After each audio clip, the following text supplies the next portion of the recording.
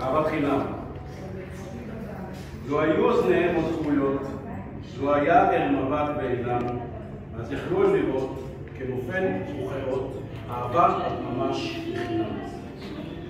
לו נגעו ידיהם אור באור, לו לטפה כפגלם את החול, אז ליבם הקפוץ לכל רוח יחוץ, וילמד לאהוב ולבחור.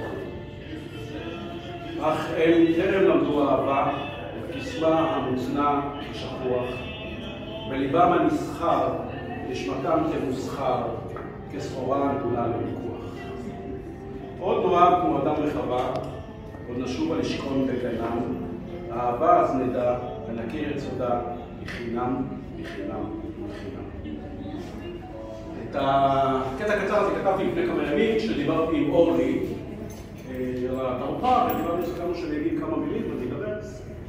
וחשבתי שיש פה איזשהו רעיון בסיסי שאני אוכל לחלוק איתכם, שיכול לעניין למעשה איזושהי אנלוגיה שאני רואה בין אהבה, צריך לדבר על אהבה ואהבת חינם, לבין, או יותר נכון, מעשה אהבה ומעשה היצירה. כל שעושים יצירה. אבל שלום לכולם, השם שלי זה דורון פורט. אני מתעסק באופן די אינטנסיבי עם אהבה, עם יצירה וגם עם חינם. יש לי, הוצאתי רומן, יש שם בחוץ, מי שמעניין אותו, אולי יוצא לרכוש. אני מוציא בקרוב ספר עיון, ואני מתעסק המון בפילוסופיה. כל העולם שלי זה פילוסופיה, ועל הרקע הזה רציתי להגיד כמה דברים פילוסופיים, אבל אינטלקטואליים, בשפה קלה, פשוטה, על הקשר הזה שאני רואה בין אהבה, ובין אהבת חינם, לבין מעשה אהבה למעשה יצירה.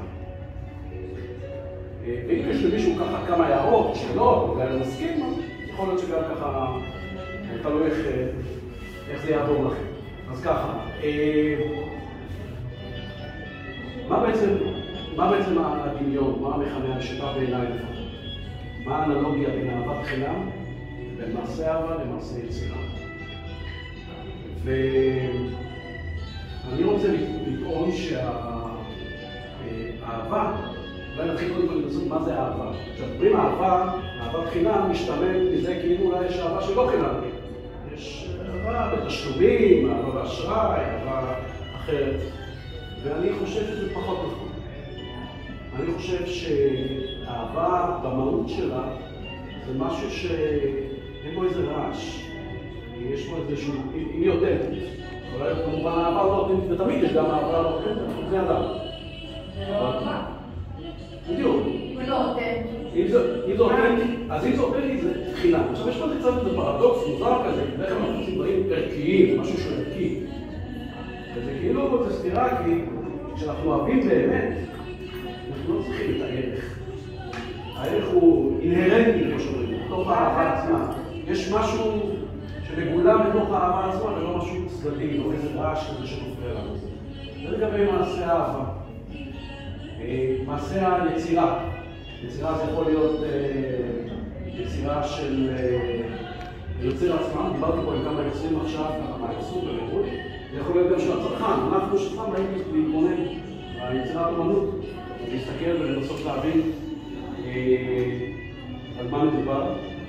וגם שם, גם במקרה הזה של יצירת אומנות, אני חושב שהיא נותנת, שהיא אמיתית, שהיא במרכאות חינם או חינמית. כי יכול להיות שאני באתי לפה ואני נורא, יש לי איזשהו, נורא חשוב לי להראות לעצמי, ואני לא מודע לזה כמה שאני תרבות גבוהה וזה, ואז אני רוצה להתלהב, ואני אספר לי, אני אוהב את זה, זה לא נכון. אולי אני חושב לזה לעצמי, אולי לאחרים.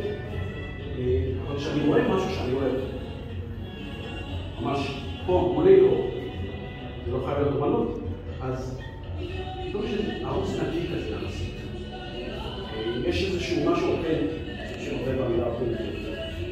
ואני רוצה להזמין אתכם להסתכל רגע פה באמת על היצירות מסביב, עברנו פה מסביב וזה, לחשוב על זה רגע מנקודת מבט כזאת של איפה אני רואה פה איזשהו מסר שבשבילי הוא מדבר נקי, שבשבילי הוא מדבר אינטואיטיבי, שבשבילי הוא חינם, הוא חינם.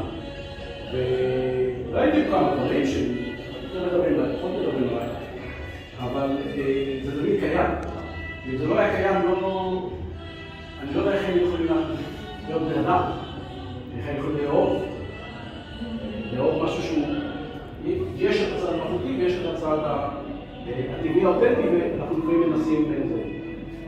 חשבתי לשתף אתכם עם המחשבות שלי לראות לכם קצת חדשות ומעניינות ומקוריות, אז אני רוצה להחזיר אתכם למלוא. היה לפני בערך 2,400 שנה יש קצת יותר חכם ממני, שחי איזה 1,000 קילומטר מפה, באתונה, קראו לו אפלטון, ואני מניח שכולכם שמעתם עליו. והוא דיבר גם הרבה על אהבה ועל יצירה, אומנות. הוא אמר דברים עמוקים וחכמים, שאני חושב שהם קצת דומים למה שאני ניסיתי לתאר, וברשותכם אני רציתי להציג קצת איך הוא היה אולי מסתכל אפילו פה על המופע הזאת, מה היה אומר. ואפלטון, החדשות הרעות זה שאפלטון בהתחלה הייתה ספר בשביל פוליטאה, המדינה שבה הוא הציע לזרוק את כל האומנים מהמדינה שלו, כי האומנות שלו כאילו זיוף מצד אחד. ומצד שני, אפלטון מבין את הכוח של אומנות של יצירה, והוא דיבר באחד הדיאלוגים שלו שנקרא משתה, אולי מישהו שמע, סימפוזיום, דיבר על הכוח של היצירה, איזשהו סוג של יכולת לקחת חלק ברוחני, בנצחי. זה מתוקן לעברית כהולדה ויפה, יצירה זו הולדה, גם הולדה ממש, של ילדים, וגם הולדה של יצירה וגם אהבה. הולדה של כאב. איך? הולדה של כאב. של כאב? הוא מדבר על הולדה ויפה, יכול להיות שמלווה בכאב. לידה מלווה בכאב, נוצר משהו חדש. ברמה לפעמים יוצא משהו מהכאב. כן, אבל הדרייב המרכזי, אני מסכים איתו. הדרייב המרכזי יש איזה יופי שאפלטון לזה הוא כמשהו מאוד רוחני, זה עולם האידאות, ששמע על האידאות שאני לא מאמין בהם, משהו כזה נצחי. והיצירה היא בעצם לקיחת חלק בנצח באיזשהו מקום. אז אני לא יודע אם חדשות טובות או רעות בשבילכם בשביל האומנים פה, אבל אתם, אם אתם רוצים או לא רוצים באיזשהו מקום, אתם קצת לוקחים חלק בנצח. אני ממש מצטער לבשר לכם. וזה ברור שאנחנו נראה בדרכים שונות את הנצח, אם מישהו יתחבר למקום נקי, במקום חינם, אז אולי יחוש בזה יותר, אבל זה בערך פחות או יותר הרעיון הבסיסי של אפלטון. אני מאוד מתחבר אליו. אני רק רוצה לסכם ולהגיד שמה שרציתי אולי לתרום באמת זה על האנלוגיה, הדמיון הזה בין מעשה אהבה, יכול להיות כל אהבה, לא יכול להיות אהבה אירונית, יכול להיות כל אהבה, למקום, לילד, ובין מעשה היצירה והאומנות, ששם יש איזשהו משהו שכשאנחנו מגדירים אותו חינם, זאת אומרת שהוא יוצא מהמקום הנכון והנקי שקיים בין יתר הדברים האחרים שהם לא תמיד יקרים, והם לא תמיד...